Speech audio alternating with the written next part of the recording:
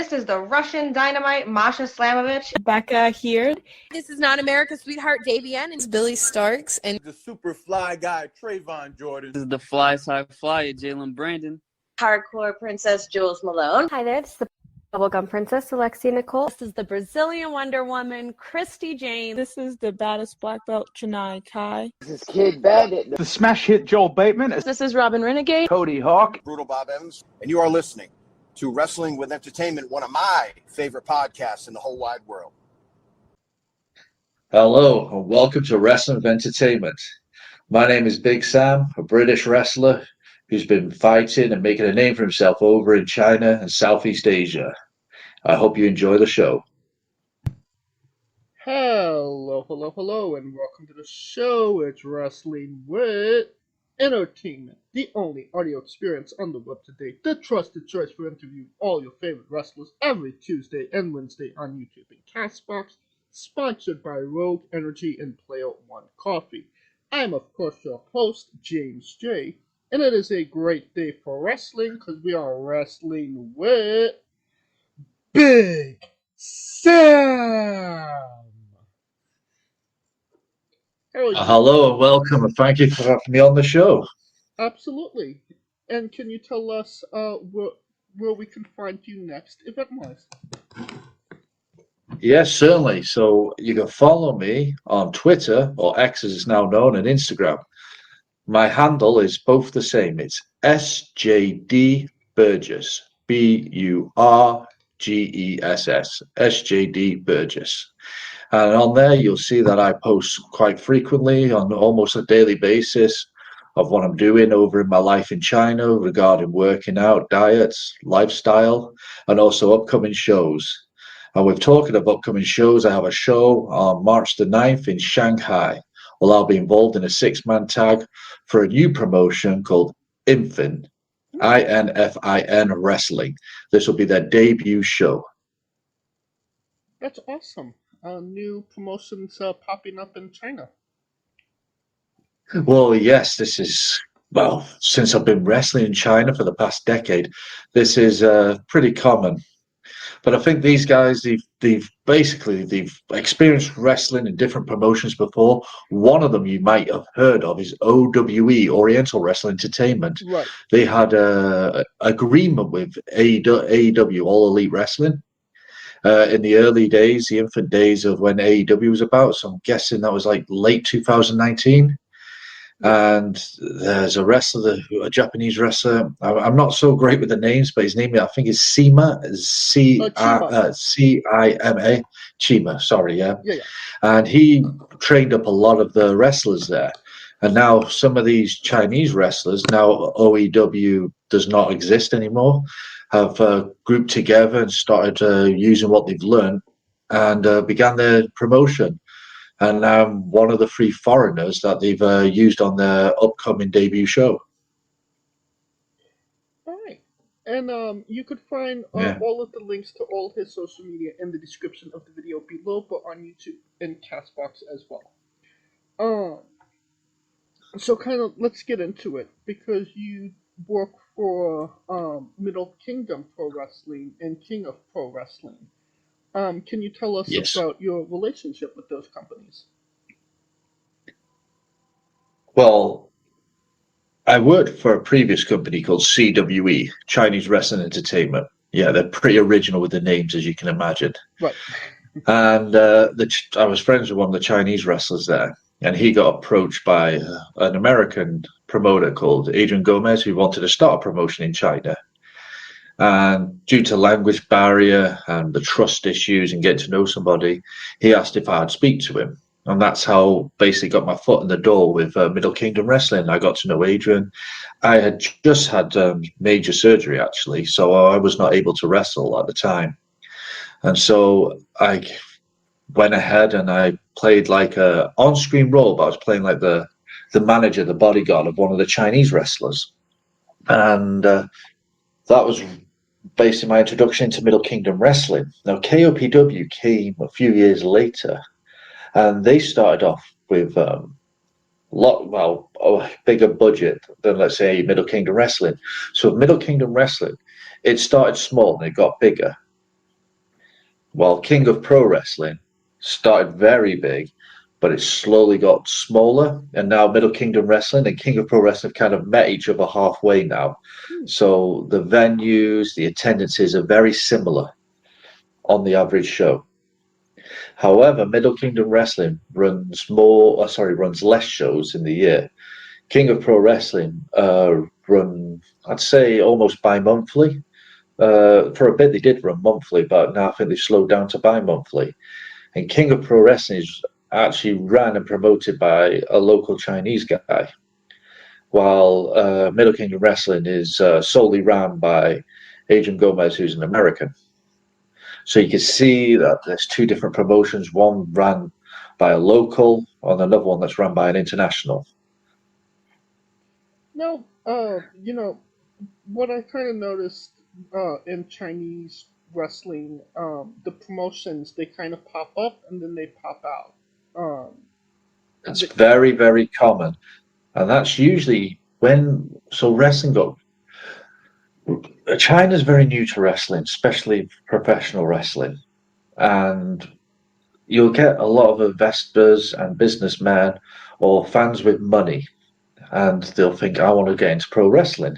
So they'll start a promotion, and generally they'll come in with lots of money. And their first couple of shows are usually pretty big. They'll bring in lots of foreign talent from overseas. Most of them are running shows at a loss. Right. They lose big money as well because they bring everybody over and they're hoping to catch it and bring in the crowd. Now, around 2016, WWE made quite a big footprint in China. It got on-screen, like an on-screen streaming deal with one of the major Chinese platforms. So that made it accessible to everybody because China is a big country. And in the past, the south of China got more, had more access to professional wrestling. WWE, even though it was like a month or two behind, used to be on the Guangdong, Hong Kong television, while the north of China were kind of starved of wrestling and didn't understand it that well. And they had to find it through their version of YouTube. And they would get see the odd matches on there and that. But then when WWE came into China and they nailed the big platform, made the deal, it made it accessible for everybody. So wrestling started growing because there were more eyes on the product.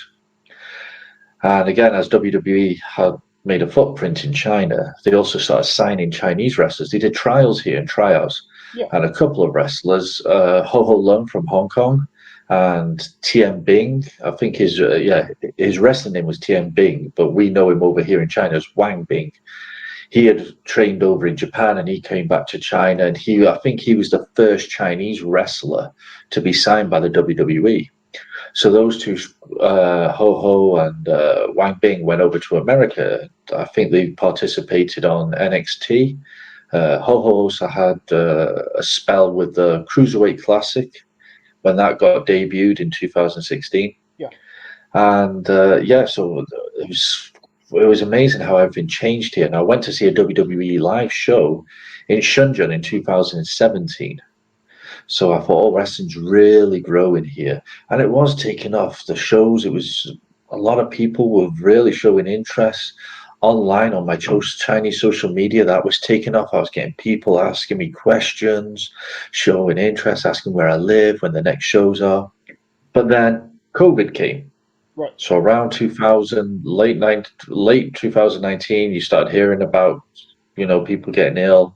And then 2020 in I think January time, COVID was spreading all over China and things got shut down.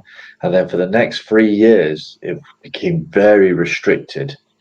And with that, there was less eyes on the product. And you noticed the shows were getting smaller due to restrictions, due to advertisement. There was a lot of hurdles to say during those 3 years. But now, as of last year, they've dropped all the restrictions. The wrestling's slowly coming back now. And the last few shows I've worked, there's been a good interest. it wasn't what it was like pre-COVID, but some of the wrestlers have left as well, or some of the Chinese wrestlers have packed their bags, washed their hands with the product, got a job, got married. But it's basically, I feel like it's like the big reset. 2023 was like the big reset for wrestling in China. Right. Because, obviously, the pandemic put a major halt on all of that. But Especially in China, yeah. But what I was kind of saying is, they kind of the promotions in China kind of pop up and and then leave. But it just kind of seemed like Middle Kingdom has kind of came up and is kind of the mainstay when it comes to Chinese wrestling. Well, I think you will say that because you're overseas, and the MKW is very good at spreading the message and showing the product to people outside of China as well as inside of China. While the other promotions are more focused on the local market, and therefore they don't seem to advertise or show their product on Instagram, Facebook, or YouTube, or any of the major international social media channels. They more focus on the local social media channels. And sorry to go back to your previous question. I kind of wobbled on a little bit. No, I was just saying these promotions. Yeah. You asked a good question actually, and I kind of went off a little bit. So these promotions come up and they get lots of investments, but then they're not treated right. You either get a wrestler running the product, and he's more interested in the booking. He's more interested in himself, building himself up as the hero, the icon of Chinese wrestling, and he neglects other aspects. The thing is, you need to be balanced, or in my opinion, balanced the way you do the business module. How much do you focus into marketing? How much do you focus into the product in regards of revenue, advertisement, booking, getting wrestlers? Where do you put your finances? And I find with a lot of these promotions, you really want to rely on sponsorship and investors. And sometimes, well, a lot of the times, investors and sponsors show an interest, and then they get cold feet last minute and generally will pull out. And there could be completely different reasons. Sometimes to get big in China, you got to have the government backing. It's still technically a communist country. And so there is some types of aspects of freedom in regards of what you can do with the wrestling now. If you want to get onto a major platform be big, you've got to get the government backing. And there's a little bit of nationalism over here, and they see pro wrestling as kind of like an ingredient from America. It's like it's a product of America, and they want to get away from that and more promote the local kung fu and the local Chinese sports and entertainment. So you don't always get the support here. So a lot of promotions end up going under or spending a lot of money and not getting much return of investment. So a lot of them disappear after a certain period of time. But yeah, Middle Kingdom Wrestling have shown it's got very good longevity. It's been around since June 2015. And the agent, for example, he really pushes the product as well overseas. So people like yourself and other people who don't know much about Chinese wrestling, but you type in a Google search, you'll find people discussing it on Reddit. There's videos on YouTube. There's posts on Instagram and Facebook. While, say, King of Pro Wrestling, it used to do that, but it seems to have taken its concentration away from promoting itself on the international platforms. Their YouTube channel hasn't been updated for a long time. The Facebook page has kind of been stale and could say neglected in a little way, but they focus more on the local market. I understand. Right. Yeah. Now, you recently wrestled Yoshitatsu. Obviously, was a part of WWE at one point. What was that experience like, taking on Yoshi one-on-one? Okay, well, I originally wrestled Yoshi as part of a 6-man tag last year in June in Shanghai. Yes. And that was my first engagement with Yoshi. And we didn't have too much interaction in the ring, but the interaction we did, it showed a bit of chemistry. I work more of an old school style of wrestling, and Yoshi seems to favor that now. He's got a bit older. I mean, he's in his 40s now. And this is what I got told by his agent as well, that, you know, like in Japan, it's all about the chops and stuff. Yoshi more like wanted to work a more simple style match, which is right up my alleyway, to be honest. I'm like a bit of a throwback to the 90s wrestling, like the early 90s style wrestling. I enjoyed that. The characters and the wrestlers I used to watch. And so when I wrestled him eventually one-on-one, I was explaining it to one of my friends the other day, and you could tell he's a professional. The next day after the match with Yoshi, I didn't have any bruises. I was not sore. You know, he hits me. It sounds great. It looks great, but I just didn't have any marks on me. I wasn't bruised. It was really good, actually. He went up for the moves. I mean, I do a lot of power moves, and Yoshi's put on a few pounds. I think he's 100 kg, so that's around 220, 225 pounds. And I was picking him up for power bombs. He went over my head, you know, and he went up easy. There was no needed to muscle him up. With some people, I've got to muscle them up and that, get them up in the air. You know, they don't post well or whatever. And with you, I tell you, so at this show, unfortunately, the ring got broken very early on in the night. Now, me and Yoshi were second to main event. So the more wrestling that went on, the boards under the ring started breaking. They were going one by one. And when we got into the ring, you know, you could tell that the ring was almost, I'm trying to find the right word now. My English has gone so bad. It was like dipping, submerging in the middle.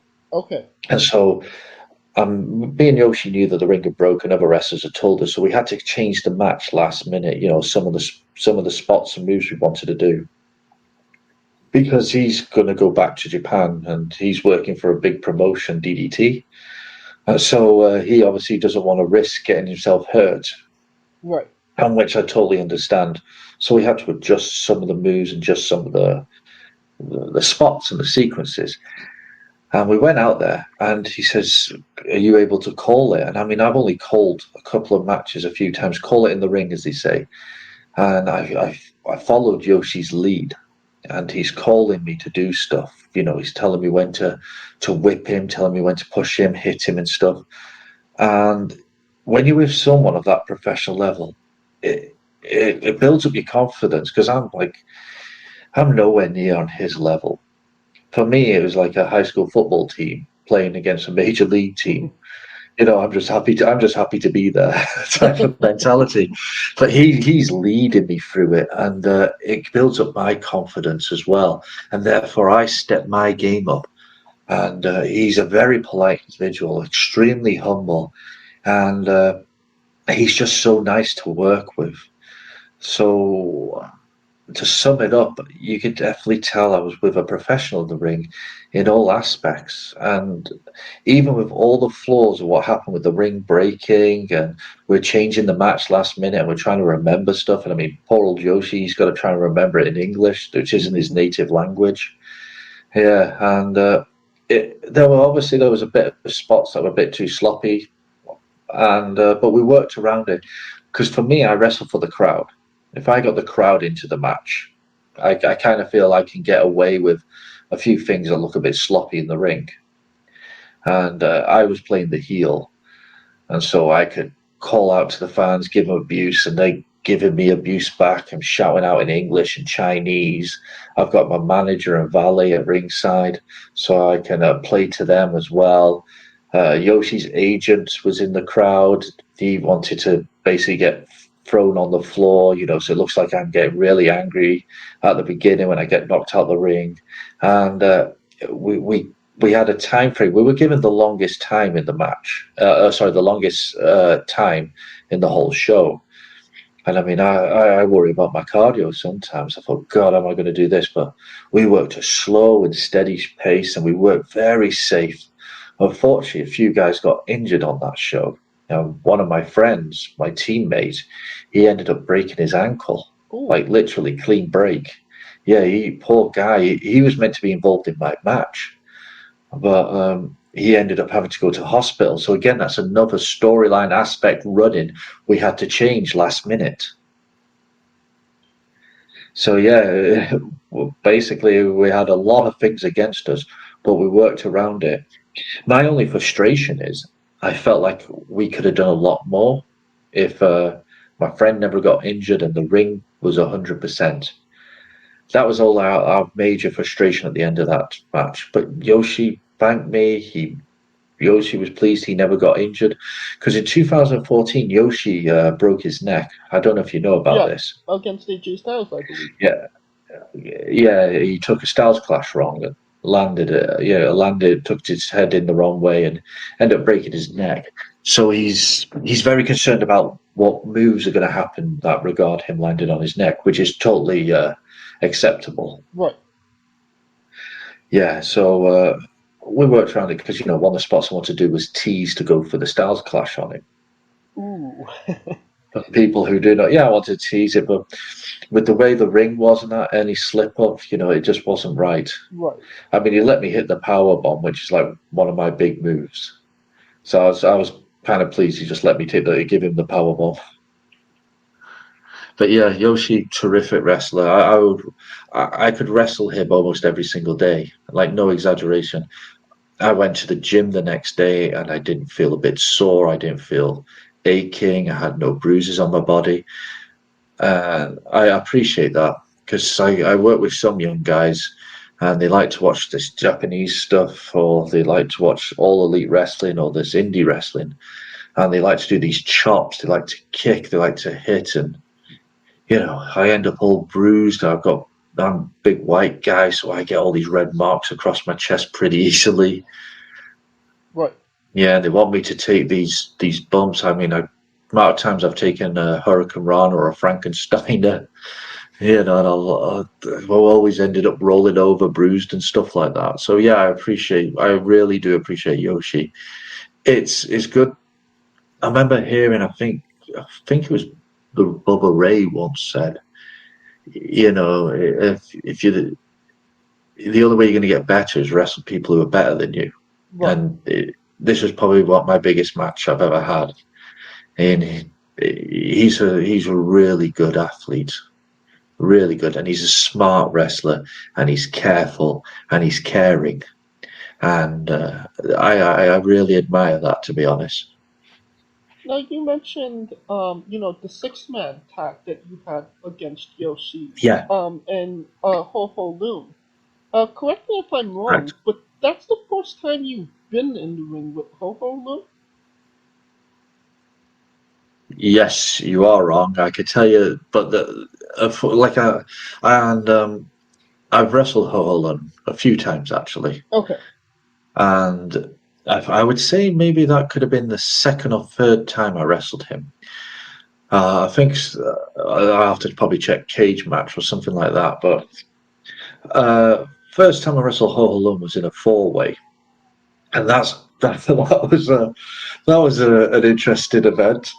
So we were on this wrestling show. It was my second ever KOPW show for me, and they wanted to do like a King of the Ring style tournament. So you have a qualifying match, but the winner of each match, there were four qualifying matches, and the winners of each match will go in and do a 4-way. Okay. So we said, okay. And he said, Sam, you're winning your match. Jason Lee, who was also in the Cruiserweight Classic, who's now a regular in Japan, I think for Dragon Gate Promotion, he was another winner. Ho Ho Lun was the third guy. And then there's another wrestler, Chinese wrestler, they put in a mask called Black Dragon. And so they had us 4 go into main event. And then they wanted to change the main event. It's for the championship. So they wanted to take the belt off Ho Ho and put it on the Chinese guy, which we all agreed. But we all spoke to each other at the end, and between the last qualifying match and the main event, there was only like one match. So we had to try and put a match together quickly. And there's language barriers because The Chinese wrestler doesn't speak any English, and I was speaking Mandarin, and the other guy speak Cantonese. They also speak English, but he was trying to find a common ground language, so we ended up having a pidgin language, and we're trying to throw in as many spots together. And next thing you know, the match that's just happened was a quick one, like 6 minutes done. Right. And it said, and Ho comes back with an idea. And as he's telling me the idea, he says, go and tell Jason. Jason's Black Dragon. Go and tell Jason we're changing this. And as I turn around, Black Dragon's already on his way to the ring. Oh, no. I looked at him. I said, okay. I said, me and him will be the heels in this match, and I'll just tell him what to do. I'll just tell him what moves to do. And we went into the match and we called it. And again, obviously there was some stuff that wasn't too smooth, but we went in the match, and I mean, Jason wears a mask, so he can talk to me through the mask. And so I thought, how am I going to do this? So I pretended like we made an alliance in the ring, me and Black Dragon, we're both the heels. And I'm like shouting at him, kind of like in the alpha role, the dominant role, tell him, pick him up, body slam him. But this was me telling him what to do in the match. But the fans are listening and thinking, oh, Big Sam's using his power, the character's abusing. No, I was calling the match to him. And then I'd have to whisper in his ear, like, he's coming in with a cross body. And then, I would have to get him to turn on me. So what I'd do is I'd tell him to do a big move, and then I'll quickly go for the pin, and I'll look at him and give him a nod, break the pin. And then he had to try and we had to improv me, why did you break the pin? And I pushed him, but then I thought, please understand that this is in character. He's not going to say, oh, because you told me to do it, because that crossed my mind in case he asked me to do that. So I'm getting into his face, and then suddenly he clicks. He's like, oh, this is what we got to do. So he gets into the role as well. And it ended up, it was a clash of style. It ended up being an okay match. But yeah, that was my first time with Ho-Ho. Okay. Yeah. No. But yeah, sorry, go on. No, continue. No. I was just going to talk about the 6-man with Ho-Ho. No, please tell us about it. Okay, so for those who are listening and not too sure about some of the wrestlers, so we had Ho-Ho Lun, who works for Hong Kong Wrestling Federation. And on my team, we also had a Hong Kong wrestler who trains with Ho-Ho, also from Hong Kong Wrestling Federation. And so it was Ho-Ho Lun, Yoshitatsu, and Zombie Dragon. Now, Zombie Dragon is the trainer, or was the trainer of Middle Kingdom Wrestling. And me and him have always wrestled each other. Yeah. So I'm very comfortable with Zombie Dragon. And he's kind of worked with the same mentality as me. I have huge trust for him. I mean, he's hit multiple pile drivers on me. Even though there's a size difference, we can play to that. He's misted me about 3 or 4 times. And, he's done a power bomb on me. Sunset flipped over me, I think it was, and he ran out and hit the power bomb on me. We've done some big moves. I trust him to hit some of the more risky moves on me, let's put it that way. And on my team, I've got Uncle Money, who's from Atlanta, and he's trained with Zombie Dragon, and he's wrestled multiple matches with me as a tag team partner. And so Yoshi was kind of like the new guy in regards of new to this promotion and new to the style. The rest of us have all worked with each other, so we had that comfortable factor. But we I love storylines, so I like ones that make sense. I don't like things that are too far-fetched. I like more of the serious storylines in wrestling. And so, I went for the whole me and Zombie Dragon, we've wrestled many times. So this is his team in my eyes, and this is my team in my eyes. And he's brought over Yoshitatsu, and he's brought Ho-Ho Lun. So for me to balance it out, I bring Uncle Money because he's my long life tag team partner in Chinese wrestling. And I've got Bitman, who's a Hong Kong wrestler, and he's there to understand and be like the the kryptonite for Ho-Ho, because he knows Ho-Ho very well. So I followed that type of storyline. But majority of the wrestling in that match was put together by me and Zombie Dragon, because we're so familiar, and we had a lot of the interaction in the ring. Now, I'm usually the biggest guy in my team. I'm 6'4", 265 pounds. So for the Europeans listening, that's 194 centimeters and about 120 kg. So I usually like to work like the slower paced. I work the big moves. I'm the guy who'll do the cut off. I'm the one who will hit the big power bomb finish at the end. But when I was working with Zombie Dragon, I was doing more of the stuff in the ring, and I was taking I was the recipient of taking a Frankenstein head scissors. He jumps up in the air, and we do some move where he ends up balancing himself on his knees on my shoulders, then rolls over me and hits a sunset flip. And then the moves I do to him was like I do a military press, and I get my valet to kiss me while I've got him up in the air, and then I launch him. You know, he did a Tug of War backbreaker. That was the first time I ever done one of them. Yeah, I think someone got misted in that match. Oh, the valet, the girl got misted, and I took a pile driver near the end of it. So yeah, usually as a big guy, I like to think I shouldn't be bumping as much, but I end up bumping quite a bit actually. Sometimes I bump more than my partners. That's something I've been criticised on, to be honest. Like I'm too generous, which is nice to hear the word generous, but when it's seen as a flaw in wrestling, when it comes to logic and stuff in a wrestling match, sometimes I have to go back and reevaluate it. I think like a guy like Zombie Dragon, who you know so well, who you've wrestled, multiple times, it's kind of, you can be more generous with a guy that you're so comfortable with. Yes, but also some people who watch from the outside who don't know that type of relationship between me and him, they just see the size and the weight difference. Now, I mean, Zombie's no small guy. I think he's 6 foot, 6'1", and I think around 190 pounds. And he looks toned, he's got all the tone and muscle definition on him.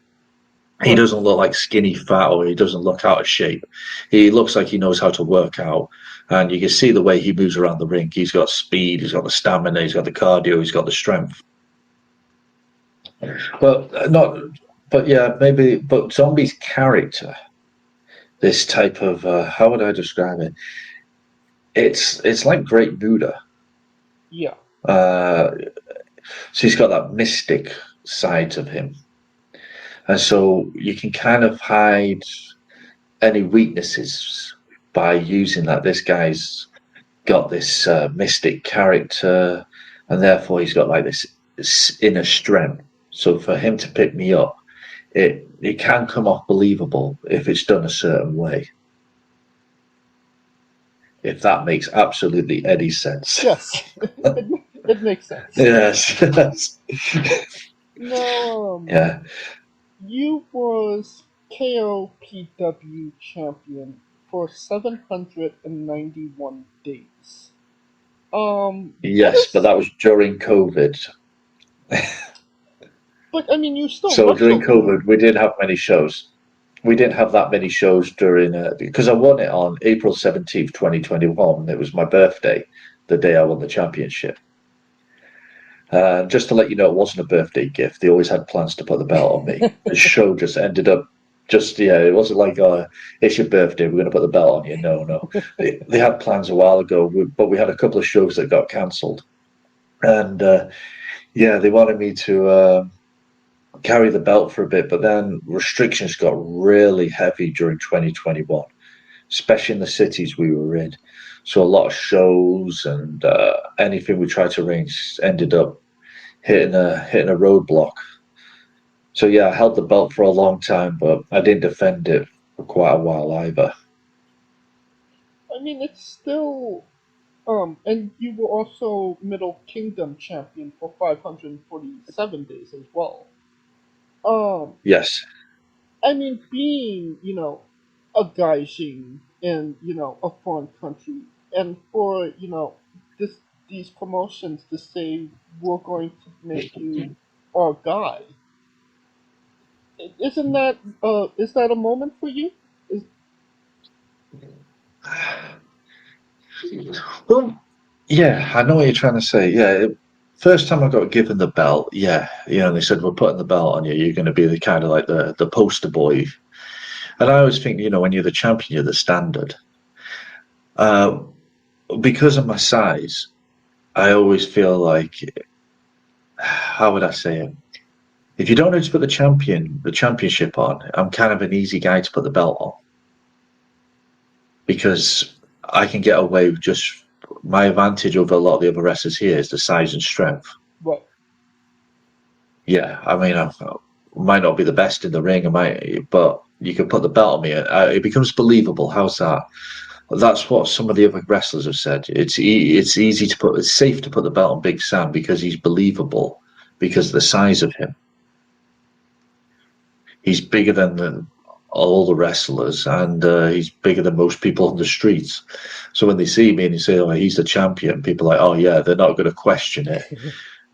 So yeah, it's very true that, because remember, wrestling is immature in China. It's still in its infancy, and they don't understand everything that goes on behind. So when they hear, "Oh, he's a wrestler," some of them then jump to it like, "Oh, sorry," they jump to it in their mind like, "Oh, well, I wouldn't fight him. He's too big."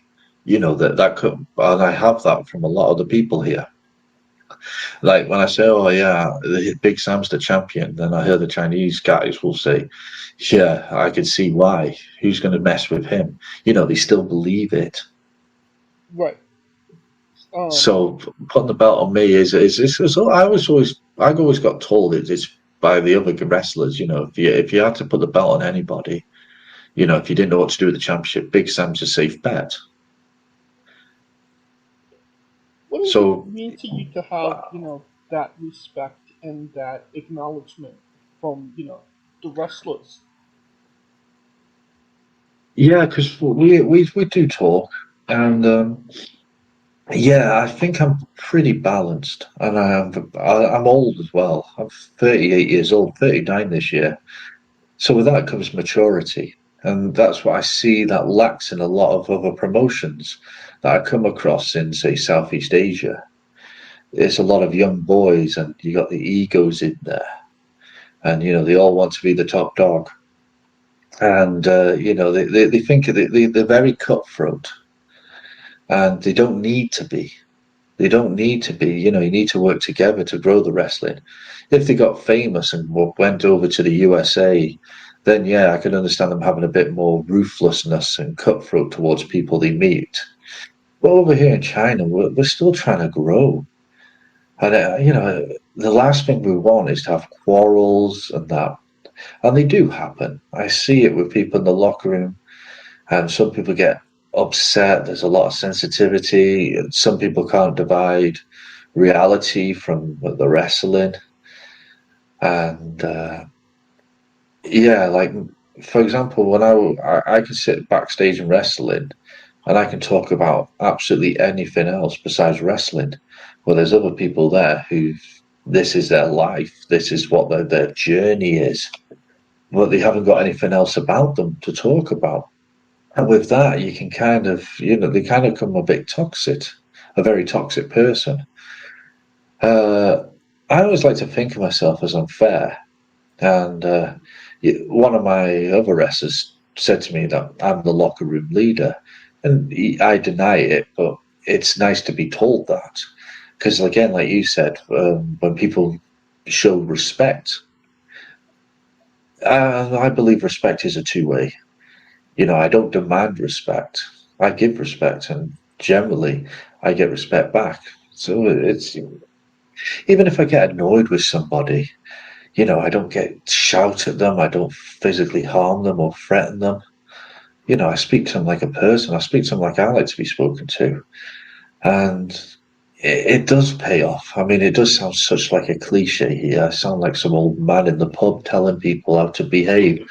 But yeah, I mean, like I make mistakes. I mean, there's all this wrestling etiquette.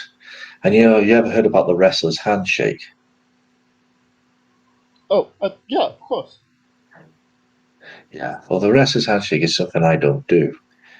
And I think it's dying out now anyway. I shake your hand. I shake your hand like the way my father taught me to shake someone's hand, a firm grip, properly. And I've done that to some people and they've been like, oh, God, he's going to kill me in the ring. They take it that seriously. They think, oh, he's going to work hard. He's going to hurt me. No, and there's just some things I just can't follow in the wrestling when it comes to the etiquette. I try, but there's some things that's just not me as a person. I can't bow down to everybody, and they want you to like.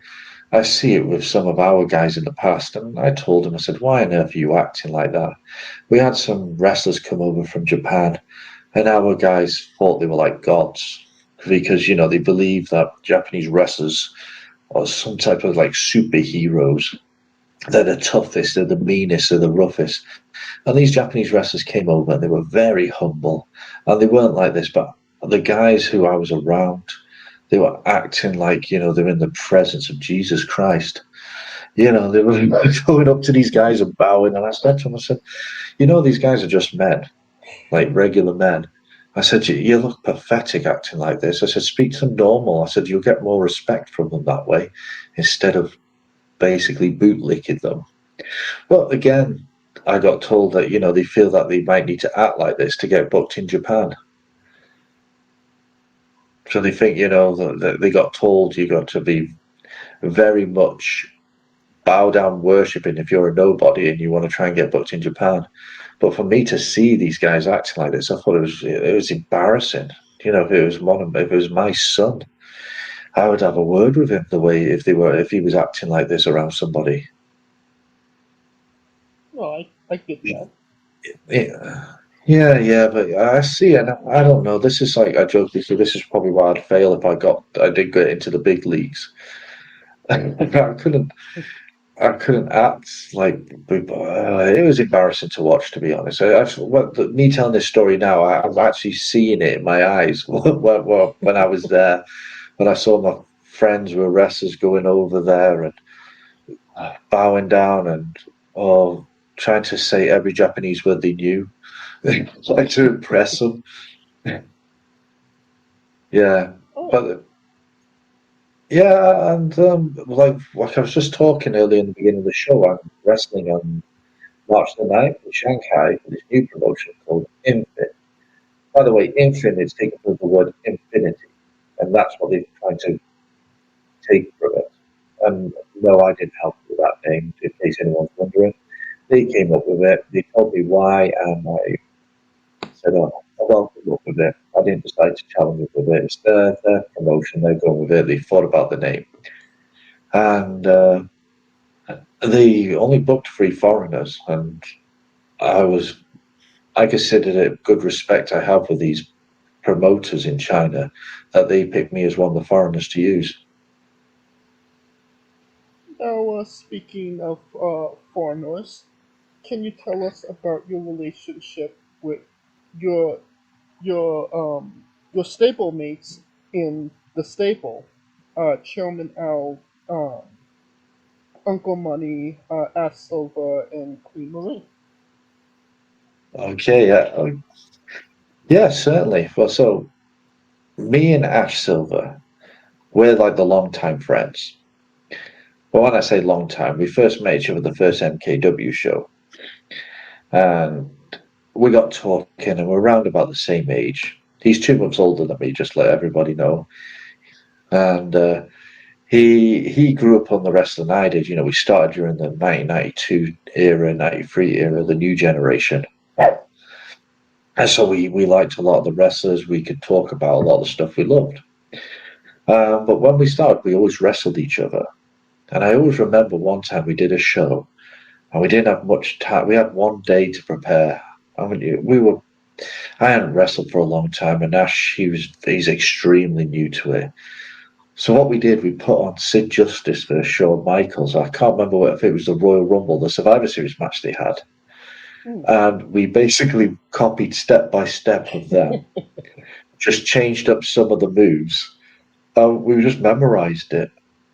And, well, I remember we're in the lounge going through it while it's on the TV. Well, Sid does the bear hug here. You could do your full Nelson or something like that. Okay. And then we did the show, and people were saying that was a brilliant match. It had great psychology and logic. And we just copied Shawn Michaels and Sid. Yeah, I remember. So Ash, I wrestled a lot of times. Me and Ash started right at the beginning, like right at the bottom end of wrestling in China, like when we're wrestling in shopping malls, and sometimes in front of like 30, 40 people who had absolutely no idea about wrestling. And we travelled quite a bit, me and Ash as well. I used to drive. Well, I still do drive in China. I used to drive to quite a lot of the shows, and Ash would always be the passenger. And we'd talk about wrestling and life, and we just developed a good friendship. And I said to him once, I said, we should be a team. I said, I always liked tag team wrestling. I said, we should be a team. He's like, yeah, we should. Anyway, there was 2017, and I'm trying to remember, there was an event that happened, and it was being sponsored by MKW. It was a live streaming of one of the wrestling pay-per-views.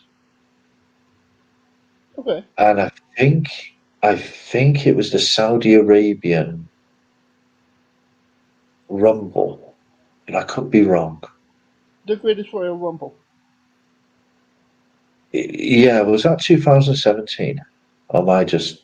No, it wouldn't have been, because there was definitely another wrestling event they were live streaming.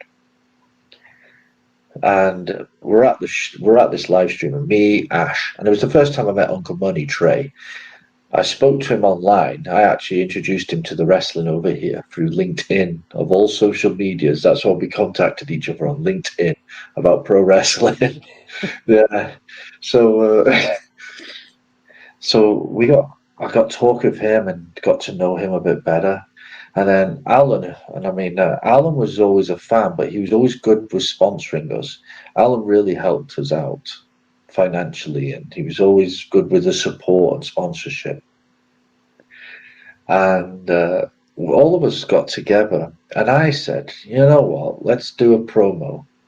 Let's just shoot a promo, because we're at this live stream, and there's a lot of Chinese fans who come to watch the wrestling, and we were kind of like the guest hosts. And they wanted to see us more in character. And I said, okay, let's do a promo, four of us. So I said, let's all just be heels. Let's pretend we're a group. And so we did this promo. And we didn't even have a name or anything.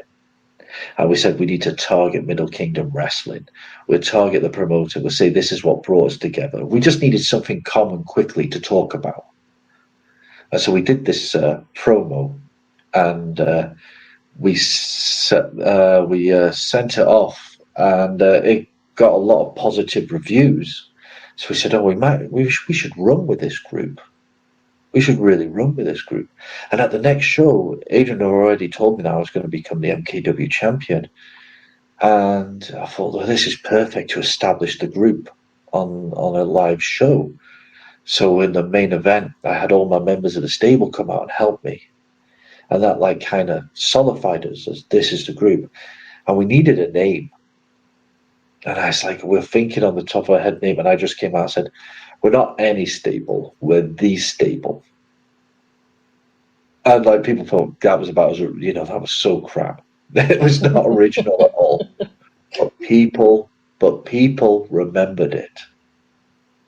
Just to let you know, my wrestling name was never going to be Big Sam. My wrestling name was going to be Von Odin. I wanted to play off my Viking ancestry. But nobody in Asia could pronounce Von Odin, so they just called me by my nickname, Big Sam. So Big Sam became my wrestling name. My nickname became my wrestling name. Yeah, I wanted to have a cool name like Von Odin, but the Chinese couldn't pronounce it. So I had a ring announcer in the ring, bot, and then he just gave up and said Big Sam. And so at the end of the show, when fans wanted to come and meet me, they just kept calling me Big Sam, and I thought that's going to be my name.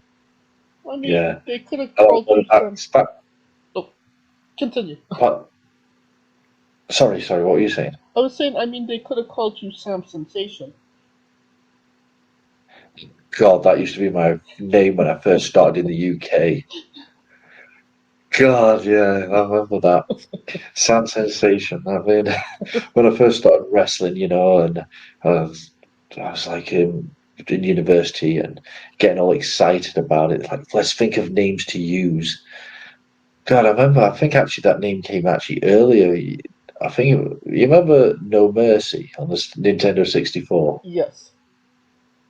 Yeah, create a wrestler. I think that's when I started to use that name, Sam Sensation. So was that? That's when I first started it. And so when I started wrestling and getting into it, that was the name I used. But then when I came into China, that's when I wanted to call myself Von Odin on my debut. I just ended up calling Big Sam. And the thing is, it stuck.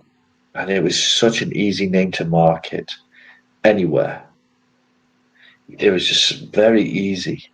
And people over in Asia could pronounce it. Even people who didn't have a good command of the English language, they could say it. And most of them understood the meaning of big. Right. And then when I look around and I see these other wrestlers, Big Show, Big Cass, there was a lot of big. I mean, back in the day, WCW, Doink the Clown was known as Big Josh. So there was a lot of people using the word big.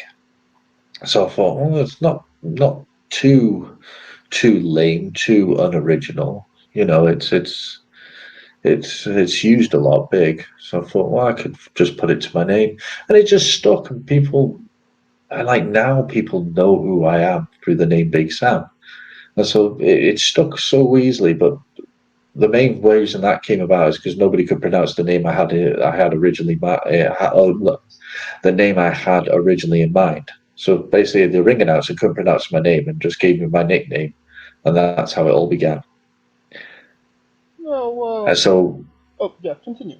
With so going back about Uncle Money.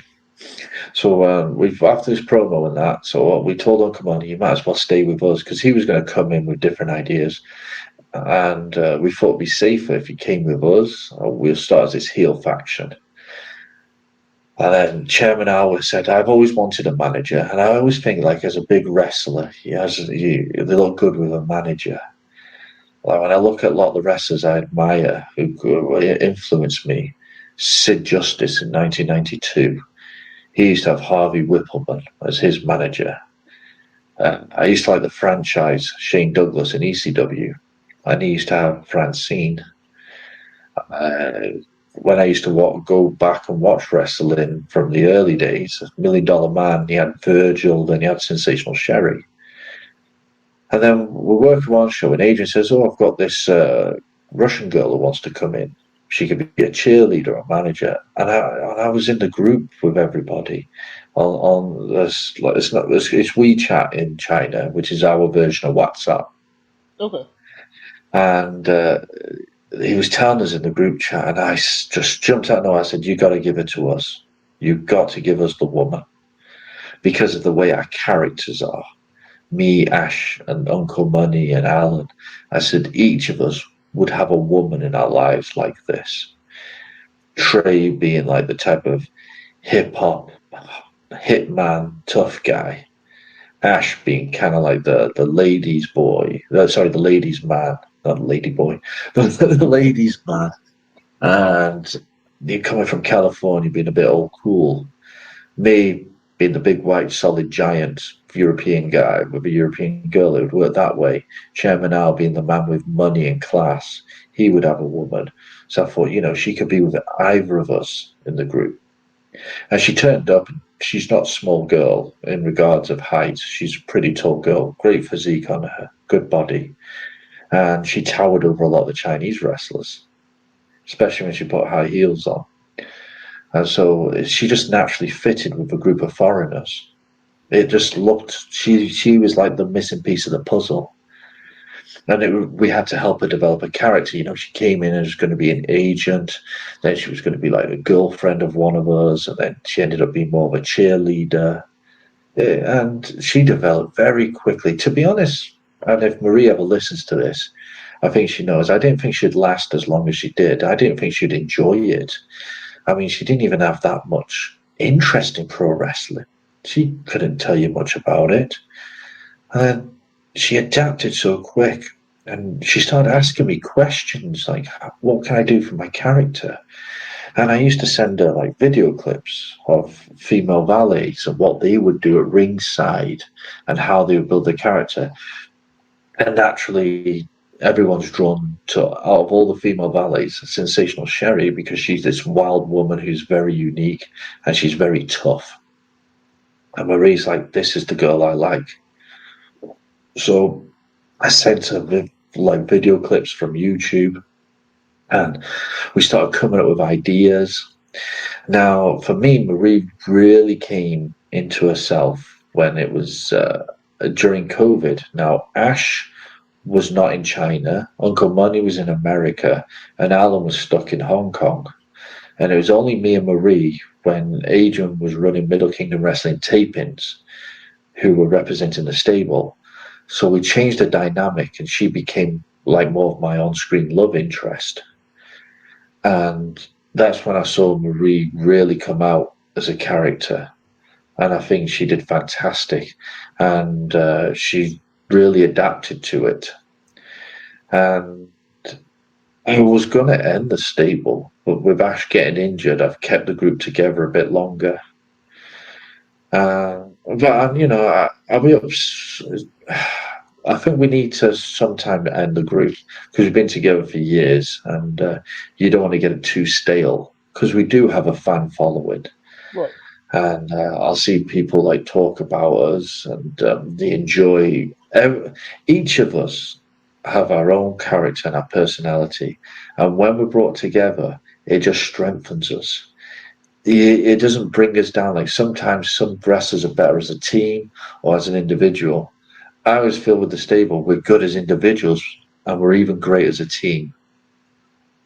Oh, absolutely. Yeah. Now, that being said, about the stable, what's a pet peeve about every member of the stable that you just don't understand? A pet peeve. Oh, probably I do complain the most in the stable about different members. Alan, to be honest, Alan's helped me out quite a bit. I can't have anything bad to say about Alan. So he's in the safe zone. I will not say anything bad about Alan. Okay. Now I'm going to move to Ash Silver directly. He's a friend of mine, so I can go a bit hard on him. So Ash, when we put a match together, he sometimes makes me want to drown him, because he does. I mean, I'll give you an example. Me and Zombie Dragon, you two, we can put a match together, and I'm not exaggerating here, 7 minutes. 7 minutes, we got it, follow steps. You throw Ash into the mix, you can make it 27 minutes to 2 hours. He will change everything. This is my big pet peeve with Ash, and I know he's going to listen to this, so he can listen to. And I mean, I've had this argument with him. He'll take ages to put a match together, and he'll change things last minute. When everybody's like, okay, this is the match, everybody's happy with it, yeah. Then in backstage, he's like, well, I'm thinking maybe we should do this and we do that and change it up a little bit. And yes, that can come very frustrating, not just for me, but for everybody else involved. That's definitely my pet peeve with Ash. Trey, Uncle Money. Pet peeve. I wish he was better with his time management. I'm very strict with my time. When I'm going to be at the venue, I like to be there when I say I'm there. And when I'm teaming up with people, and so we have a multi-man match, I like everybody to be together to put the match together. Unfortunately, Uncle Money, Trey, I know you listen to this, your time management is piss poor. It's very bad.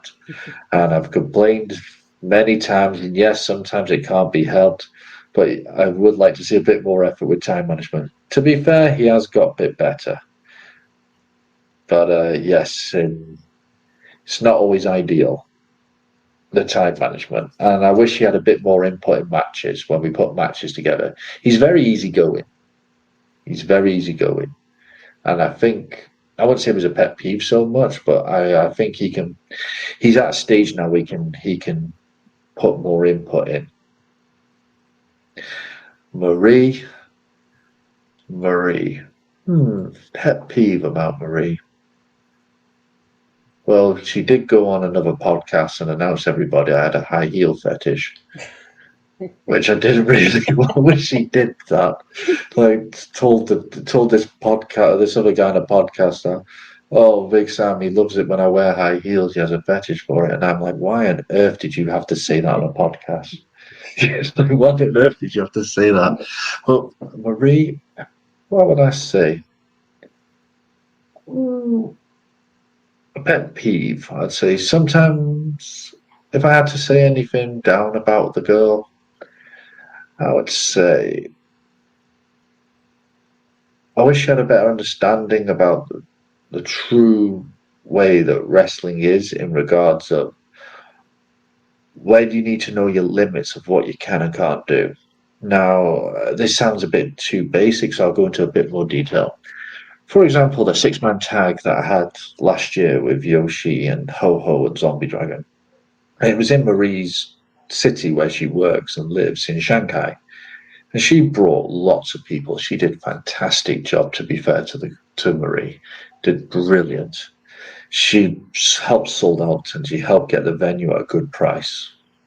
You know, she went above and beyond duty. And I said after the match, a few days later, I said, what did you think of the show? She told me, says, oh, I wish I did a bit more in the match. You know, I felt like I didn't have too much of a role at ringside.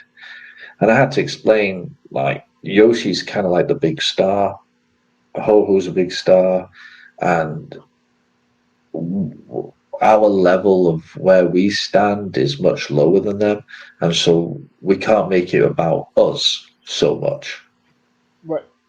And she kind of got it, but sometimes it's trying to get to understand the business side of it.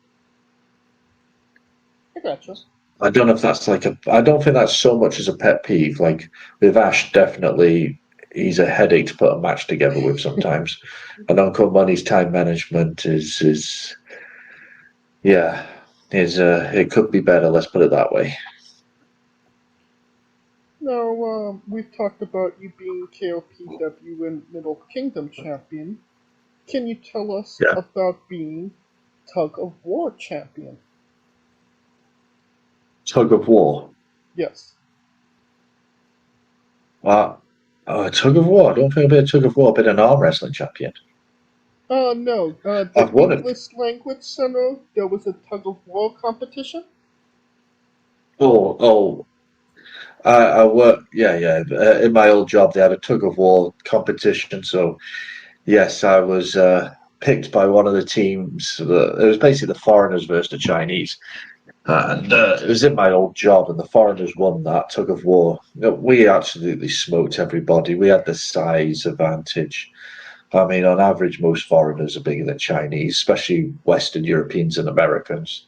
So, yeah, we definitely had the weight advantage and the strength. But a lot of us go to the gym. So, yeah, I did the tug of war.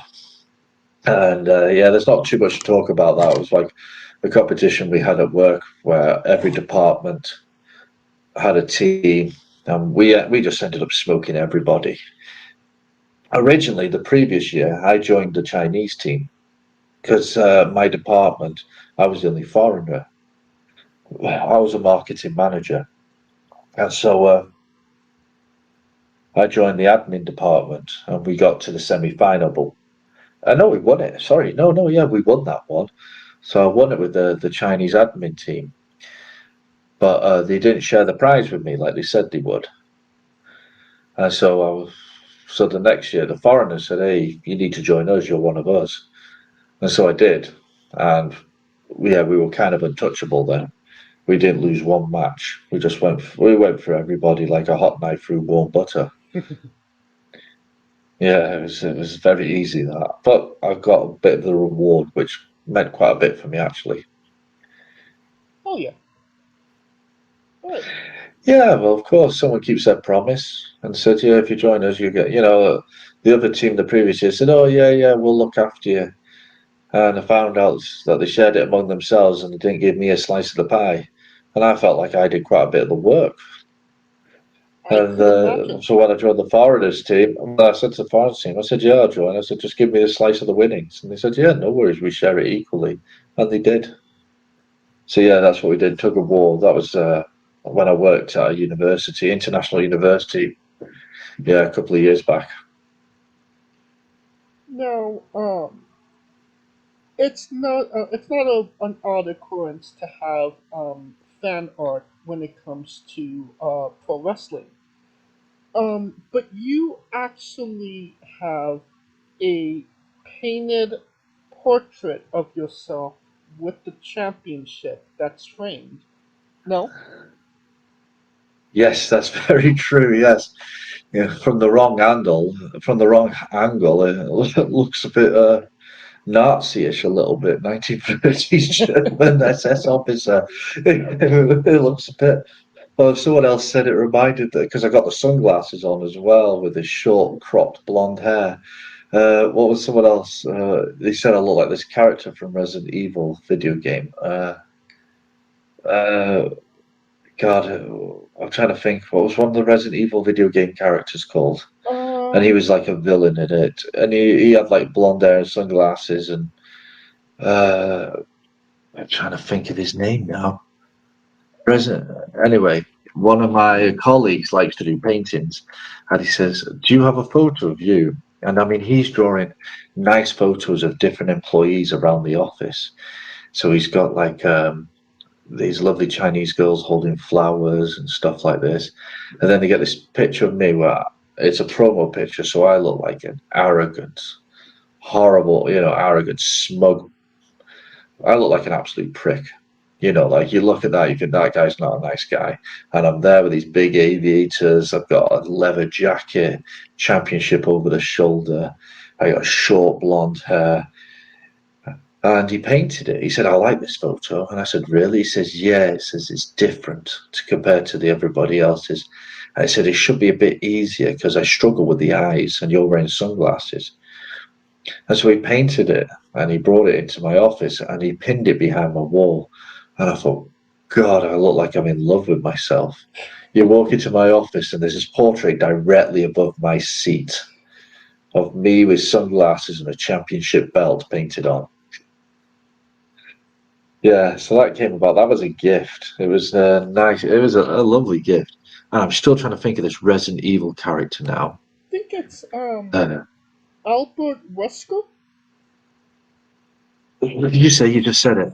Albert Wesker. Yes, Albert what, Whisker or something like that. Wesker. Yeah. Yeah, that's the character. That's what my friends used to say. He said, "I thought it was that guy from Resident Evil." Yeah, look at the way I looked on it. Yeah, yes, I had a painting, but yeah, a lot of the people at work know I do wrestling, and they do show me support. As I was a marketing manager, I've got sponsors as well, who come in and they help me out big time. I'm really good with finances and that. And I used to have my marketing team, come and record my matches and edit the videos. So I had some really nice videos to show at the end of it. They record my matches and they would edit them so nicely so I could upload them to YouTube. And they were testing out their video skills, especially with wrestling, because it's something very different for a lot of people. And it was nice. It was really nice how I got support from my work friends, my colleagues. They all, when I had a wrestling show locally, they would make an effort to come and see me. Like when I do wrestle, a lot of the times I bring a lot of people to the shows. and not many are actually wrestling fans. They're coming to support me. And the good thing about that is, if there's anything that went wrong in the ring, they don't seem to notice it. You know, like you get these hardcore wrestling fans, marks as they're called, and they're like, "Oh, he shouldn't have done that. Oh, he slipped on the rope. He got that spot wrong. He should have done this." When my friends come and watch it, they don't see that. They just see they see me picking somebody up and dropping them. Right. They don't know the name of a move. They don't know what a suplex is. They don't know what a power bomb is. They always say at the end, "Oh, the way you beat that guy at the end," and they start doing like the hand gestures of the power bomb, like the way you picked him up and stuff. They don't know the name of it. And they'll come and they love it. They like the atmosphere, and they'd like to see me, because in the office I'm this serious marketing manager, and then when they see me in the ring, I'm playing this foreign heel who's shouting abuse. I've got this girl kissing my bicep. I'm parading around the ring in a pair of super small shorts, sunglasses, and like a biker leather vest. It's very different for them, and they pay the price of the tickets. It's how would I say, I appreciate them so much for when they make the effort to come and see me. And I've had all different types of people come over, and they've traveled a couple of hours to come and watch me, and they never watched wrestling before, but yet they'll come and experience something that I do. And they'll come and show their love and support. They'll buy the T-shirts. They have no idea what the T-shirts mean, but they'll wear it. And it's just great. It's just great. It's just great to have people like this, and it shows them what I do, and they get to see it up close in person. I talk about it when they ask me about it, and they don't understand it. Then when they see it at the show, they're like, "Now we kind of get it. Now we can understand, like, the interest of pro wrestling." Okay. Now, I think it's time for Big Sam's Bizarre Adventure.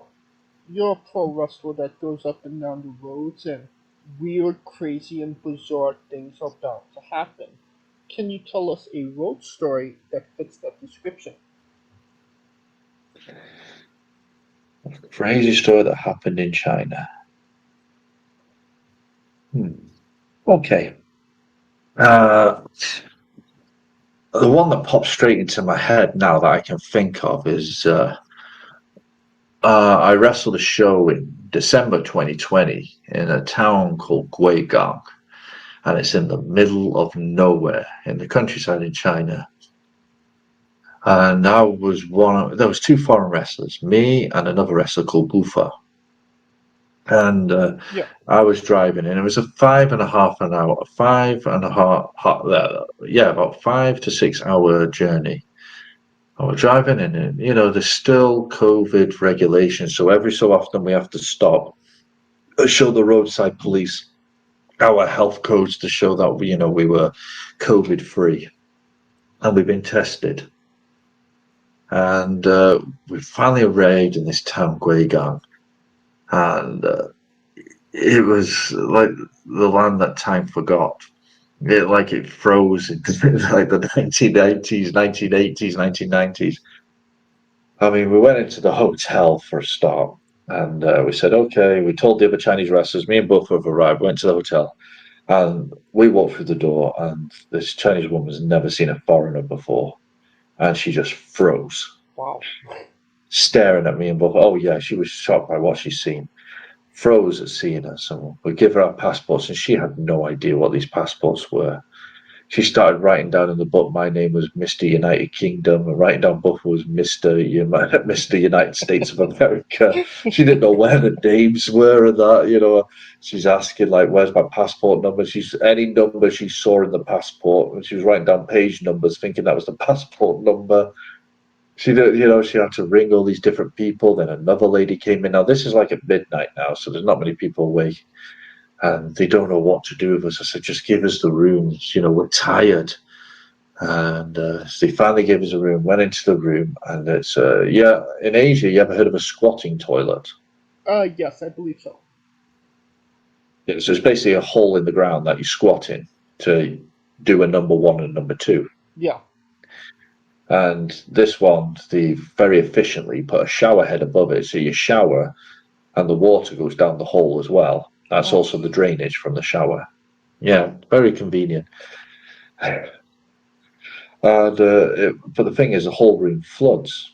And I remember, like, me and Buffer, because we were drinking water to keep ourselves hydrated, so we needed to pee at night. And I remember we just stood at the end of the bathroom door and fired it down to the other side of the bathroom, because all the water ran down that way. They sloped the whole floor towards this squatting toilet. That was their way of drainage.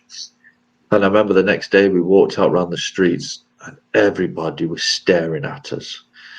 And this woman drove past in a car and hit the brakes like, she almost ran over a squirrel or something.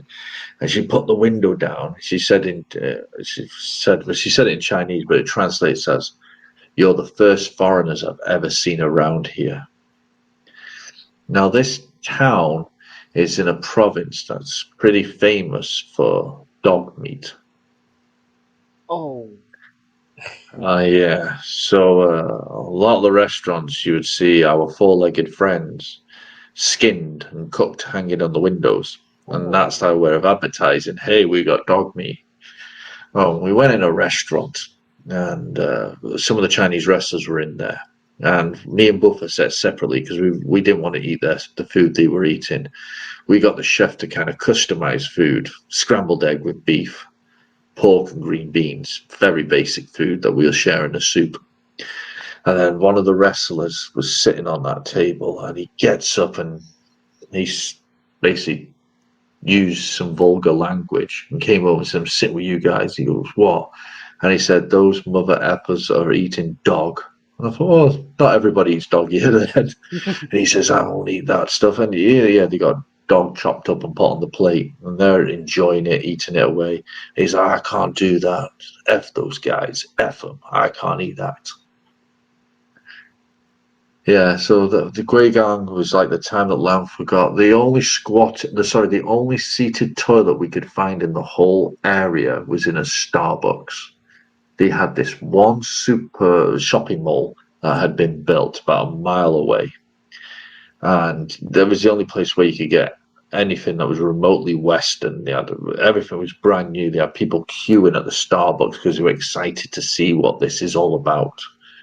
And they had a proper sit-down toilet. That was the only sit-down toilet I saw in the whole area, in the whole city. And when I told people about this, "Oh yeah, that place is, that province is well known for having squatting toilets. They don't like to sit down to use the toilet. They like to squat." Who likes to squat? So yeah, that's one story. That's one story that pops to my head. And it's a bizarre adventure to say the least. Yeah, squatting toilets and dog meat. Now, you actually have your picture on a wall of wrestlers in Japan, no? Yes. Again, big thank you to Chairman Al. He, when I went to wrestle in Japan, we know two people. How would I say? We know a guy who used to help with productions in MKW, and he was in Japan at the time. And he has a friend who is a diehard wrestling fan. These guys would like hang out outside wrestling shows next to the Tokyo Dome to meet like the New Japan Pro wrestlers and offer to take him out for food and stuff. Again, I'm not about that life. A neighbor is Chairman Al. But they wanted to take us around Tokyo to all the wrestling shops. And I mean, I love wrestling, don't get me wrong, but God, I was exhausted at the end of it. Every time we went into a wrestling shop, I mean, there's only so much wrestling I can absorb. I wanted to see other things around Japan. And we got taken to these different shops. And then, to be fair to the guy, one of these fans, they told him, said, "Oh, this guy's just been wrestling in Japan." And the owner of the shop came over and started speaking to me. And I had the championship belt in my rucksack, which I was told to do anyway. and he says, "Oh, we have a picture of all these walls with all the photos of wrestlers," and he took a photo of me. Was it what they call it, Polaroid or whatever? And it came out, and he stuck it on, made me sign it, date it, and stuck it on the wall. So that's how I ended up on the wall. And I thought, oh wow, is this something special? And then I found out that any Tom, Dick, and Harry who goes in there say that wrestler gets to be put on the wall. So it kind of lost its interest. I kind of lost my stardom. I thought, I thought I was somebody special for about 5 days, and then I found out that other people just turned up, told them they wrestled. And, I went in there, jeans. I had like a singlet, wife beater, whatever they're called, a vest. So I was flashing the muscles. I had my sunglasses on. I had the championship on my shoulder. I thought, yeah, I kind of look like a wrestler in this one. And then I see people turning up with flip-flops, Hawaiian shirts, and they're getting a picture and slapped on, getting slapped on the wall. And the wrestlers, I was like, all right, it's not that special. But we went to another shop in Japan called Hao Ming, and he creates a lot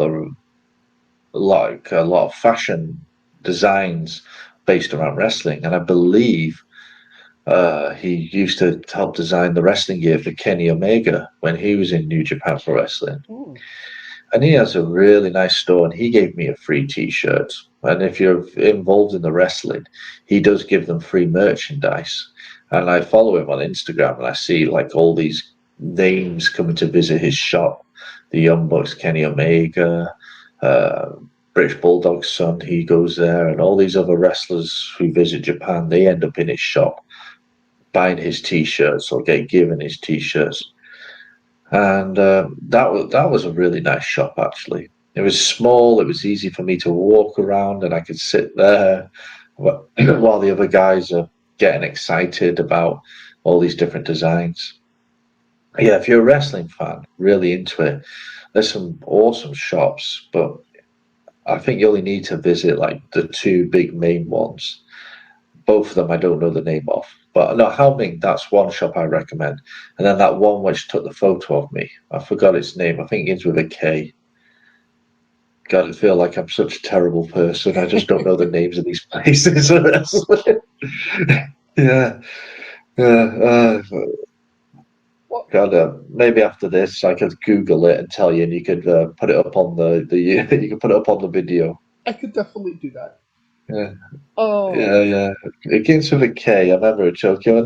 They have like all like Stan Hansen's boots in there, and Tiger Mask is in there as well. They got all like the wrestling clothing and memorabilia, as well as like hundreds of DVDs from these Joshi wrestlers that a lot of these guys will go and buy and touch themselves while they watch it. All this type of stuff. There's all these magazines. There's a lot of stuff there. DVDs. And yeah, they're pretty big in Japan, DVDs. And yeah, there was like a museum as well as a super shopping mall for wrestling fans. And I just don't know the name. Well, you took the picture. That was a restaurant, right?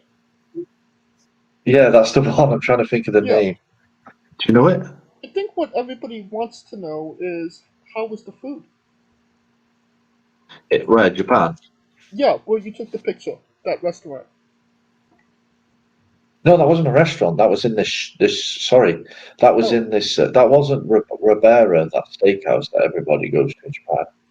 I tried to go to that place, but the one day I had free was a Monday. And guess what day Ribera Steakhouse shuts is? Monday. Wow. No, my photo was taken in this this Japanese wrestling shop. It's like the biggest one in Tokyo. Give me a second, I'll try and find it on here. Japan wrestling. It begins with a K. I just remember that. God, I can't even speak Japanese, so I'll probably pronounce it wrong as well.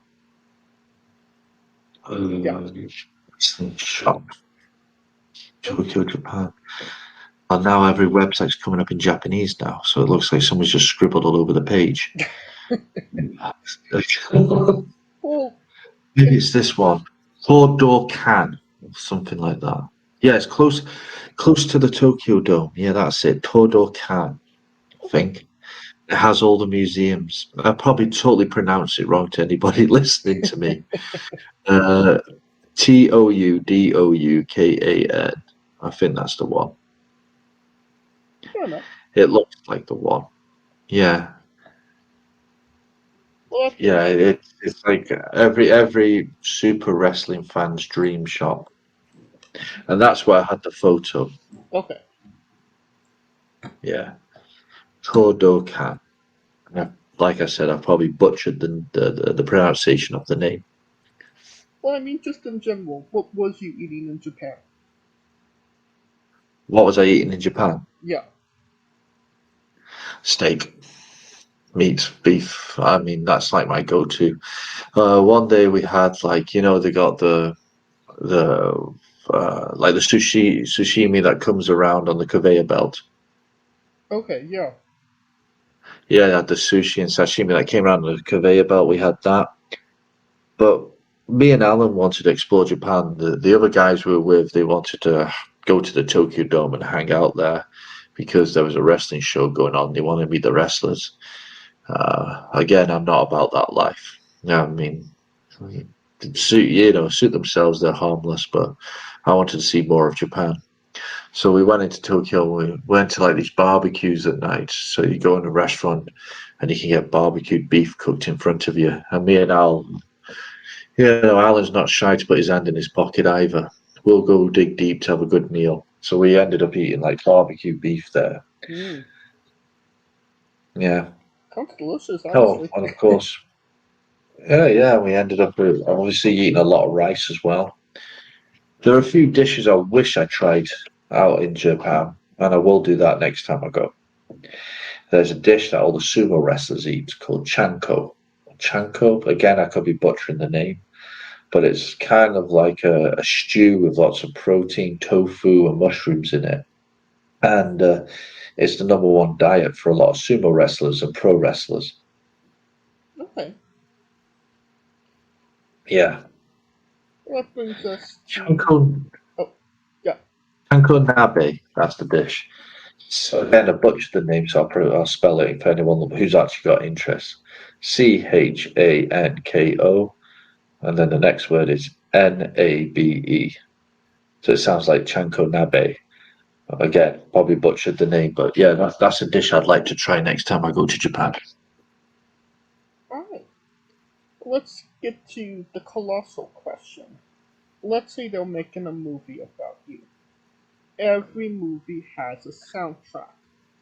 What would be the first 3 songs on your movie soundtrack? Oh, I'll probably have to go with the theme music I've been using the most, and that's Bulletproof by Godsmack. Okay. That's the music I use, and a lot of people, when they hear that, used to always ask me, "What's that theme music you came out to? That's brilliant." They really like the sound of it. So yeah, I'd have that.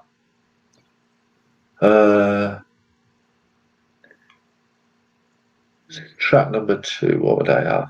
Okay. I don't know if you've heard of this song. It's like from the 80s. It's by a lady called Sunita, and the song's called So Macho. Okay.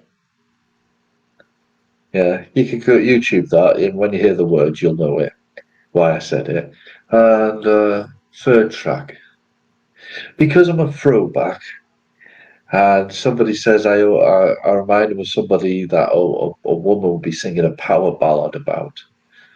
I'd say Bonnie Tyler. Now, which Bonnie Tyler? I like to say Ravishing. That song she did, Ravishing. But I know that got used by Hulk Hogan, I believe. So I'd probably change it to I'm Holding Out for a Hero, Bonnie Tyler. Sweet. Yeah, well, I wanted to mix it up a little bit. I mean, most people hit rock music and rap music. Now you're going to get power ballads with Big Sam. Alright. A solid 3 picks for sure. Now we Yeah. go to casting. Who plays Big Sam? And you can't say yourself because you are obligated to make a Stan Lee-esque cameo. Okay. That's cool. I've already got who I've got in my mind anyway. Ivan Drago. Okay. Yeah, sorry, the guy who played Ivan Drago. What's his name? The Swedish guy. I know who you're talking God, about. I know his name. I know it. Yeah, Ivan Drago. Who the bloody hell? I got friends who'll be listening to this screaming at me for not knowing. I know his name, Ivan Drago.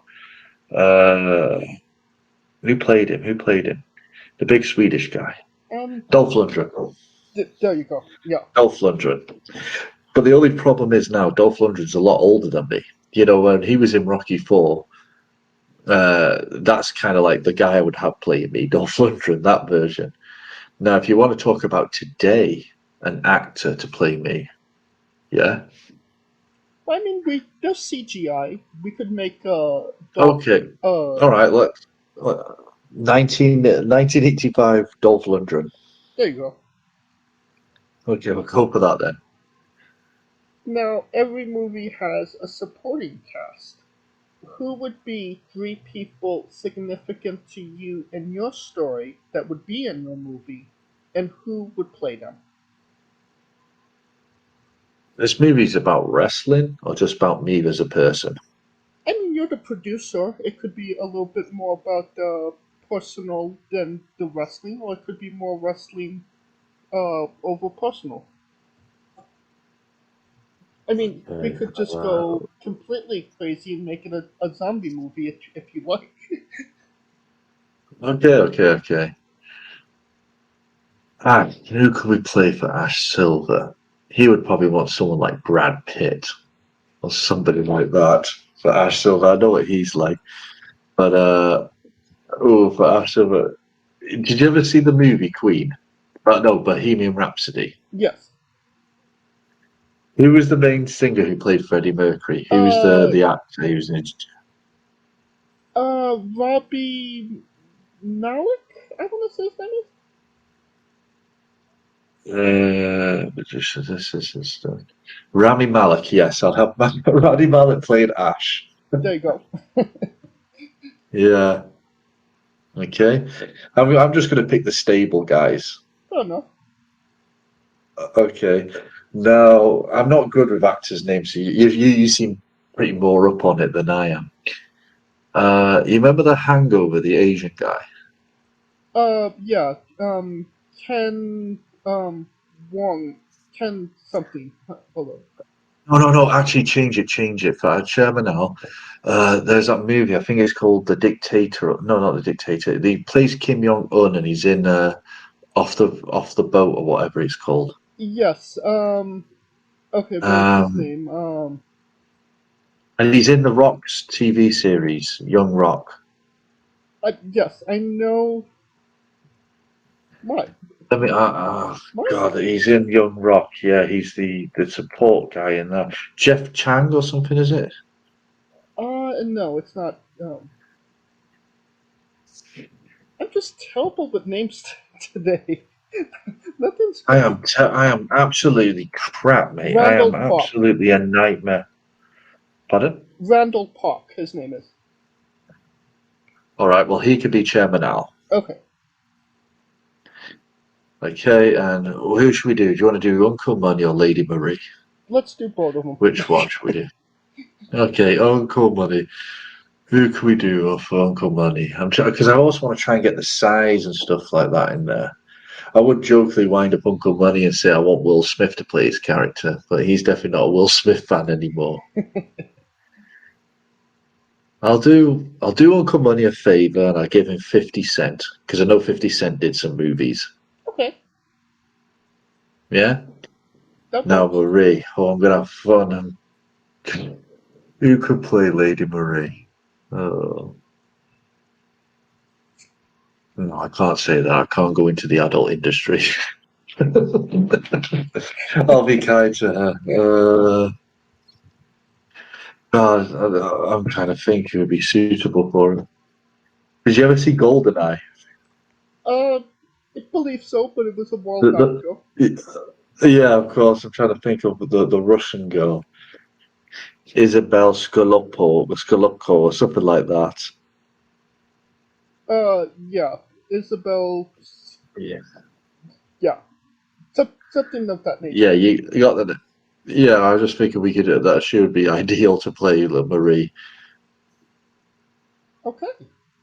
We have Yes, there you go. the entire stable casted. Yeah.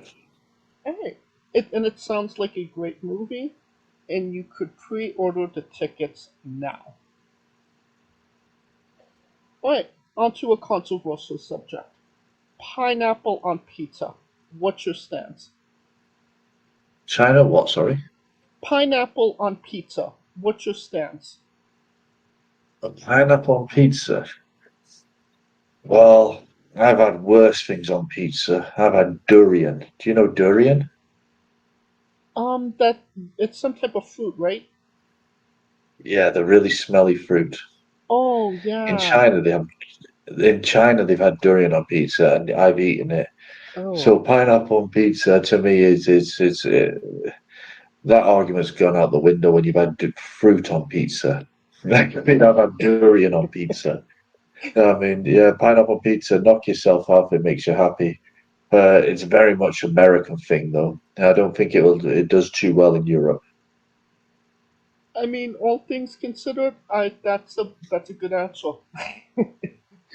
Yeah, knock yourself out. I mean, I'm a guy who has steak medium well done, and everybody frowns at me for that.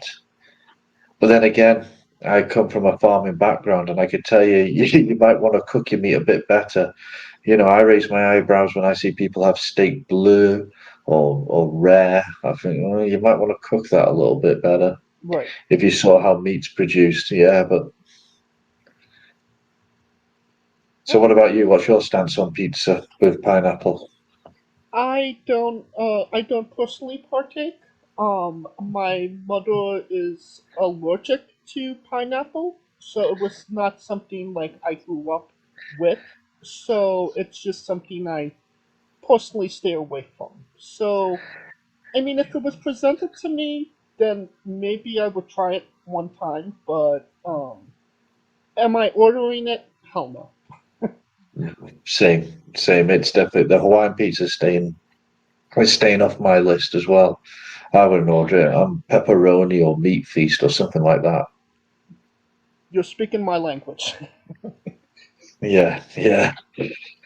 Alright, what's your spirit Pokemon?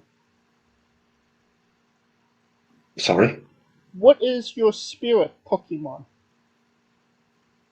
my spirit Pokemon. Yes. Spirit Pokemon. I used to love this back in the day. Charizard? Am I saying it right? Yes, It's Charizard. like that's the fully evolved version of the Charmander, isn't it? Yes, correct. Yeah, I'll go with that. Okay. Now, we love the late great Tracy Smothers on the show. Do you know the acronym for Thug?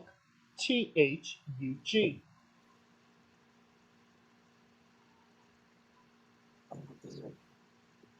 Sorry, Doug, is this like that Nickelodeon cartoon? No, no. Do you know the acronym for Thug?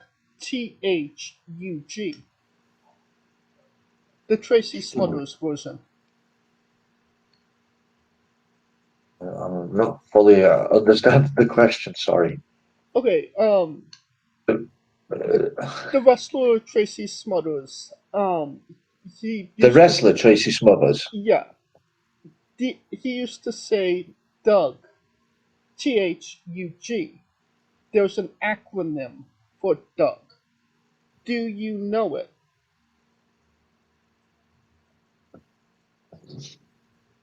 I'm sorry, I don't know. I mean, when I first got Tracy Smothers, he was being jobbed in WWF, and I think he was in ECW for a bit, Okay, playing an Italian wrestler, playing the part yeah. the full-blooded Italians. Well, I'll spell it out for you. T is for terrible, H is for hell, U is for ugly, and G is for jail. 'Cause a Doug can't spell. We Okay. We love the late great Tracy Smothers, and we're trying to keep the memory alive on the show. Okay, when it comes to Tracy Smothers, my best memories of him is in ECW as part of the Full Blooded Italians. Yes. And Joey Styles screaming that this guy's not Italian. Yes. That's what I remember about Tracy Smothers more than anything, was he'd come down with Little Guido and a couple of other guys, and he would be kind of like the leader of the group.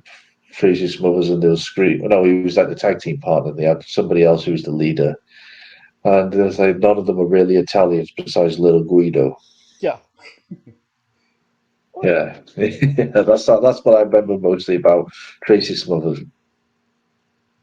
Is he your favorite wrestler then? I take it. Huh?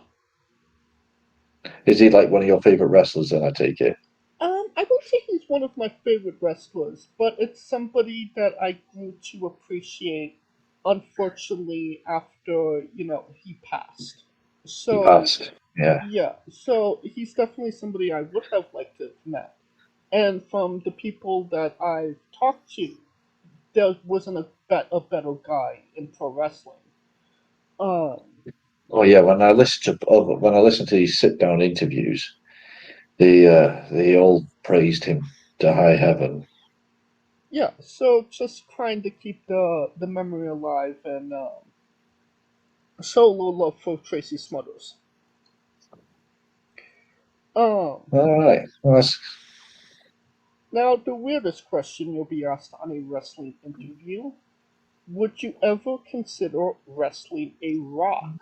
Not Dwayne Johnson, not the country, an actual physical rock.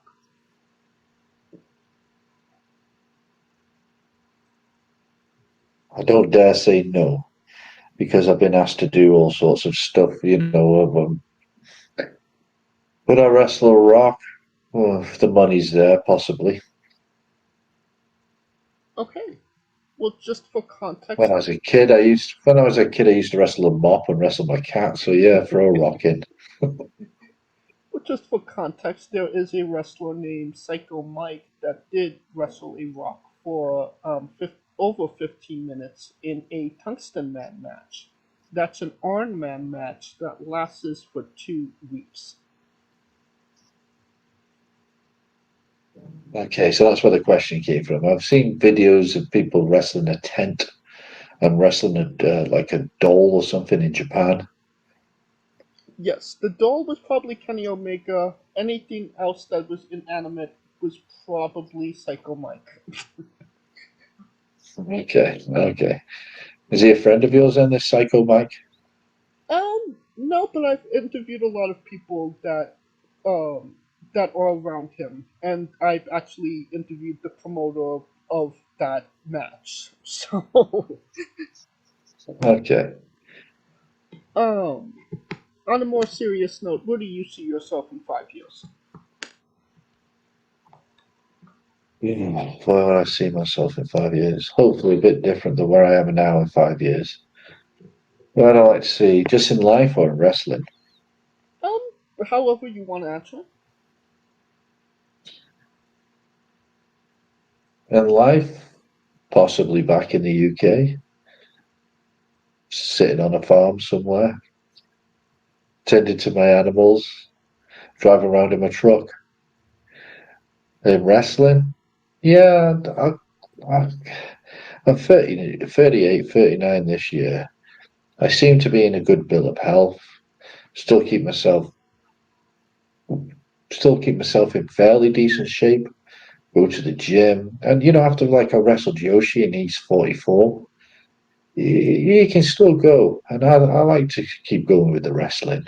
Maybe in more of a backseat position instead of being pushed in the main events and stuff. Maybe be lower down on the card, working in a tag match, helping the newer guys, something like that when it comes to wrestling. Okay. And what is a match people should go out of their way to see that best shows off what you are all about?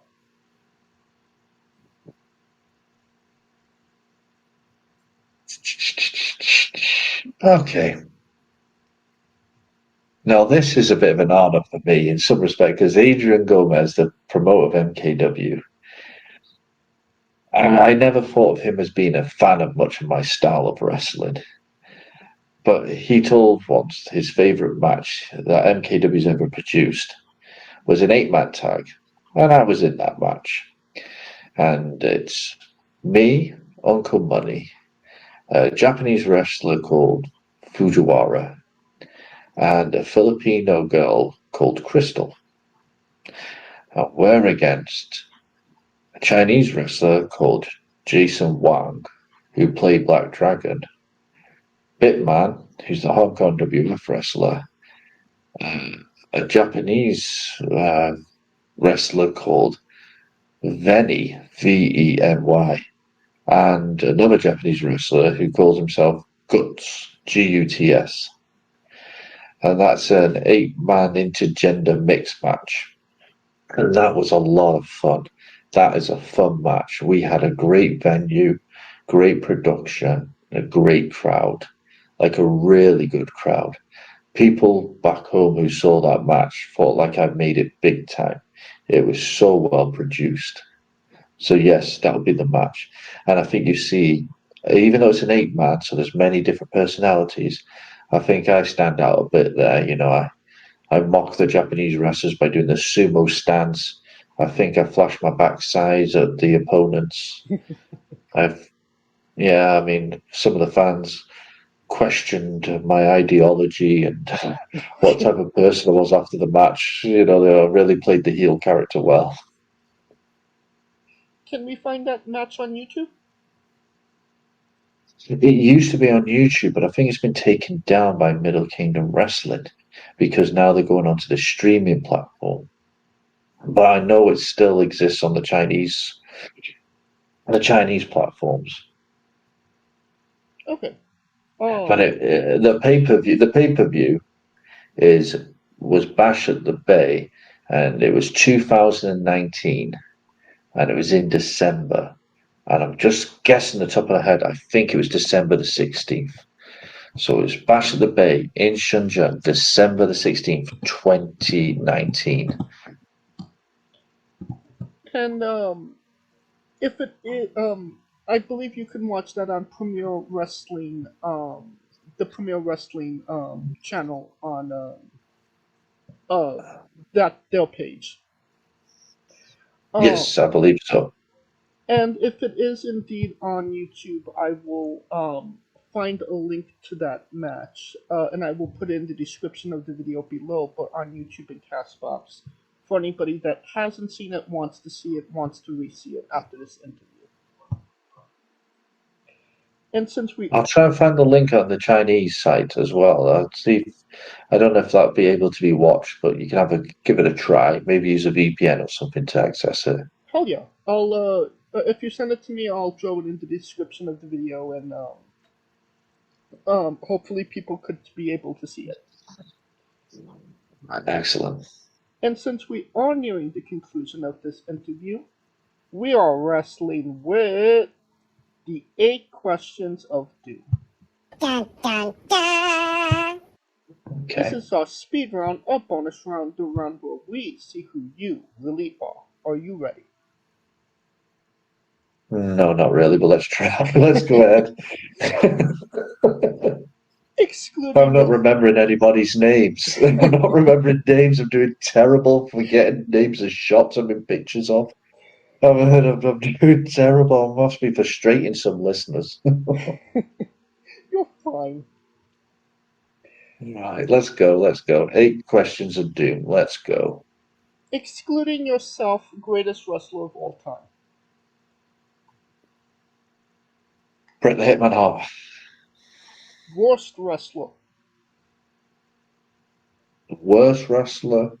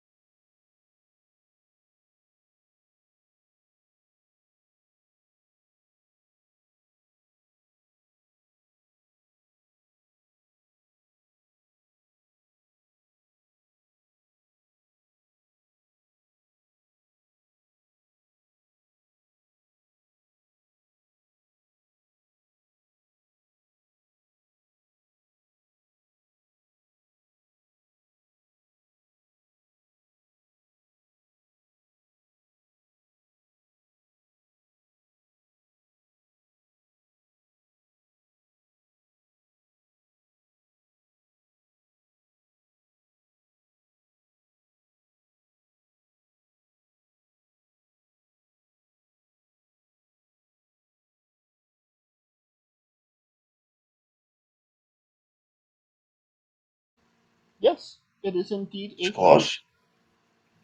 Yeah. New Japan wrestler Taichi. His ring gear gets smaller every year, revealing more of himself to the world. My question: what is the appropriate trunks to butt cheek ratio for ring gear? Ooh. I think now appropriately, I don't know, we live in a more liberal society. Let's say G string. Okay. And the last question, the main event, the thing everybody wants to know. Have you ever had a conversation with a stranger in a supermarket about Darby Allin? Can't say I have, I'm sorry. I can't say. I can't say I've had many conversations about Darby Allin. I think the only thing I've ever mentioned about Darby Allin, he reminds me of Spike Dudley, the way he gets treated when Spike Dudley was in ECW. And that wasn't in a supermarket, I'm sorry to say. I'll have to say that was even worse. That was in a Chinese restaurant in China. And that is the correct answer. Well, that should be the correct answer.